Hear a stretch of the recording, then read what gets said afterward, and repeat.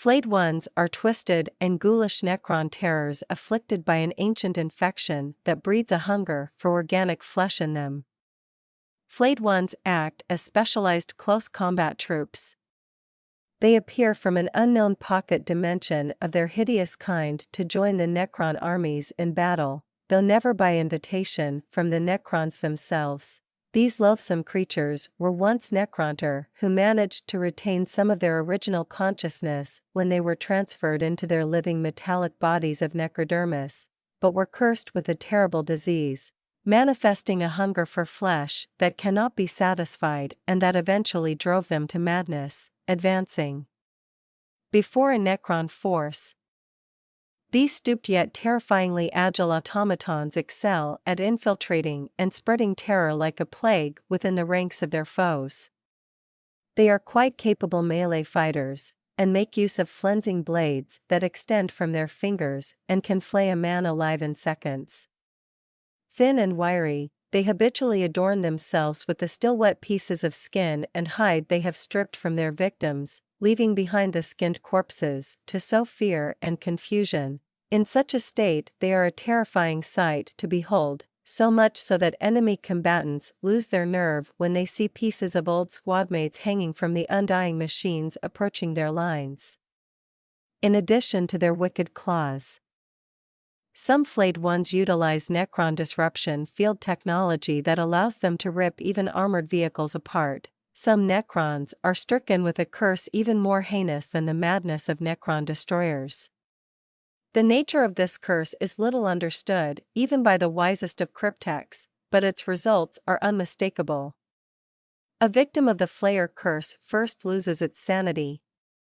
In the case of Necron warriors, this may go unnoticed until far into the process, as a single malfunctioning warrior amongst thousands is easily overlooked.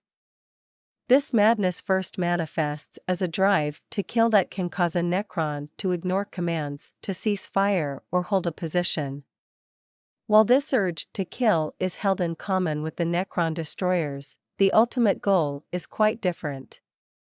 Destroyers exist for the act of killing itself, with extermination of life being both the means and the end. Flayed ones kill in order to sate an unnatural hunger for flesh and blood. They kill so that they might feast. Of course, as machines, Necrons are incapable of consuming food or drink of any kind, and so this hunger can never be satisfied.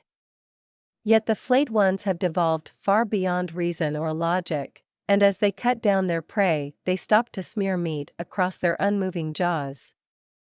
As blood drips down their steel necks and dribbles through stained ribs to pool at their feet.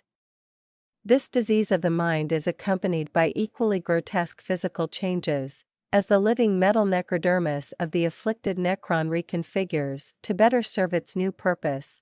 The fingers of a flayed one morph into wicked, knife-like claws, while their legs often grow an additional joint, allowing for greater speed and in some cases quadrupedal movement. Yet the final transformation that would allow a flayed one to quench its thirst never comes, giving credence to the legend that the Flayer curse was bestowed by one of the ancient 10 in its death throes. Most bizarrely, flayed ones develop an ability to travel between dimensions. Many cryptechs believe the flayed ones inhabit an alternate reality all their own, inaccessible to other Necrons, in which they make their charnel palaces and heap the corpses dragged from battle. Through unknown means, flayed ones are able to somehow sense when their Necron brethren are in combat, appearing to slaughter the enemy and take the grisly trophies from which they derive their name.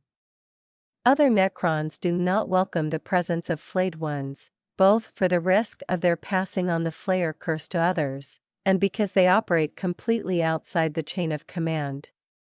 Even were a Nemzir brash enough to issue orders to a pack of flayed ones, they would only be ignored, as destroyers are engaged in battle more often than any other Necrons. Flayed ones naturally tend to congregate around them. Destroyers, themselves shunned and avoided by their fellow Necrons, are much more likely to tolerate the presence of flayed ones than they are traditional Necron forces. In the eyes of the destroyers, the devolved flayed ones are accomplishing the same goal, and unlike a traditional Nemezer, destroyer lords have no objectives in battle which might be compromised by the frenzied slaughter of the Flayed Ones. Flayed Ones are victims of a terrible madness, a curse bestowed upon them by the Tan known as Landugor the Flayer. When the Necrons finally turned against the Tan in the last days of the War in Heaven, the Flayer was destroyed by the Necrons, not simply splintered as were his brothers, but utterly obliterated. In his dying moments, the Star God inflicted a terrible curse upon the Necrons, tainting them with an echo of the fathomless hunger of its essence. For eons the Flayer's curse went unnoticed and unseen. By the time the true madness of the condition began to manifest, the afflicted Necrons had traveled far and wide, unwittingly spreading the disease to 1,000 worlds. A Necron of whom the Flayer curse has taken hold undergoes a slow and tortuous erosion of its sanity. Despite being a soulless machine, it begins to revel in the bloody ruin of fleshy foes, driven to take trophies of skin, sinew, and bone. As the Flayer madness intensifies, its victim is compelled by the uncontrollable desire to consume the flesh of its enemies. As a robotic construct, it cannot digest flesh in any sense, but is still driven to gorge itself in a doomed attempt to sate an unquenchable lust. The Necron's living metal shape warps into what is recognizable as the corrupt and grotesque form of a flayed one. Ultimately, this accursed Necron disappears, drawn by an unknown instinct into a pocket dimension of their own, to dwell forever amidst the charnel palaces of the Flayed Ones. Other Necrons loathe the Flayed Ones, for they fear they will contract the terrible disease they carry. Any Necron suspected of harboring the Flayer infection is banished or destroyed before it can become contagious. However, the Necrons can never prevent a pack of Flayed Ones joining a battle already underway. They can materialize from their pocket dimension at any time, hunting in search of blood and carnage. They will commonly attack with little regard for strategy, wreathed in the dense stench of rotting flesh. Flayed Ones indicate no awareness of the odors given off by the bloody skins and fleshy trophies with which they adorn themselves, typically keeping such scraps upon themselves until completely decayed. They are not suicidal, however. If the enemy is strong, they will await the perfect moment to attack. If the enemy flees, they rarely pursue, preferring to feast upon the flesh of the fallen. Necron overlords and Nemezers rarely make an attempt to adapt their plans for the unwanted and unexpected appearance of the Flayed Ones on the battlefield, instead accepting any advantage their presence brings. Despite this, it is common for an overlord to order the execution of any Flayed One survivors after the battle has been won. None but the most insane of these ghoulish beings are destroyed so easily, however.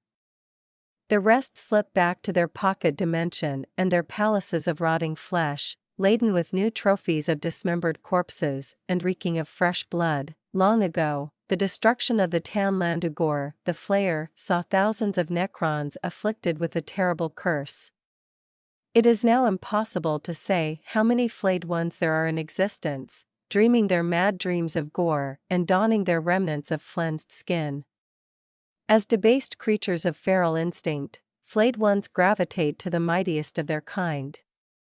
These Flayer kings have suffered less from the ravages of their curse, with their personalities largely intact. Sada the Unfleshed is one such fiend, his fortunes tied to the royal courts of Damnos.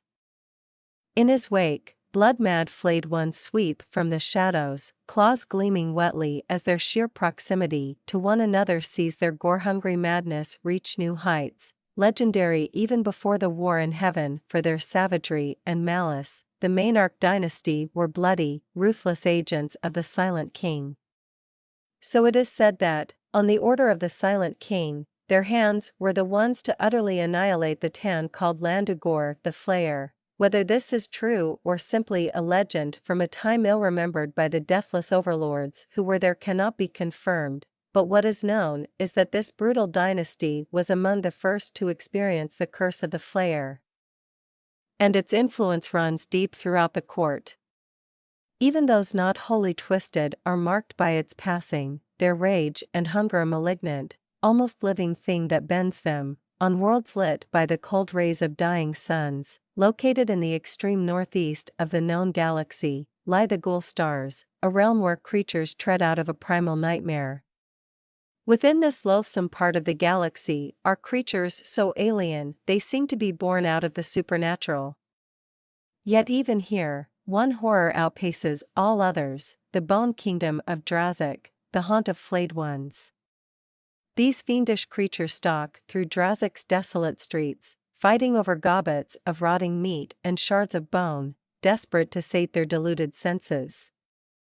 Only one amongst the planet's entire population has stood apart from the pervading madness of its denizens, Valgal, the fallen lord. From his throne of splintered bone and tanned skin, Valgal rules over this charnel kingdom, his one good eye ever fixed upon retaining what small measure of order he can. Valgal seemingly remains untouched by the Flayer curse that has consumed his people, but no truly sane creature would willingly live amongst the gibbering flayed ones. It is not known if Valgal remains out of a sense of duty, or if he is instead afflicted by a personal madness which has taken another, more subtle, form. Whatever his reasons, Valgal's rule is not founded on reason, for the devolved nature of his subjects makes such notions laughable. He maintains their allegiance through his ability to provide the gory bounty in which his subjects delight. Every few solar months, when no more meat remains, whether because it has been torn into fragments too tiny to scrabble over or simply due to inexorable rot, Valgal announces a new time of bounty, and dispatches the Necron fleets of Drazik to raid nearby worlds. These reavers of Drazik seek not riches nor conventional plunder. Only tithes of gore and congealing blood.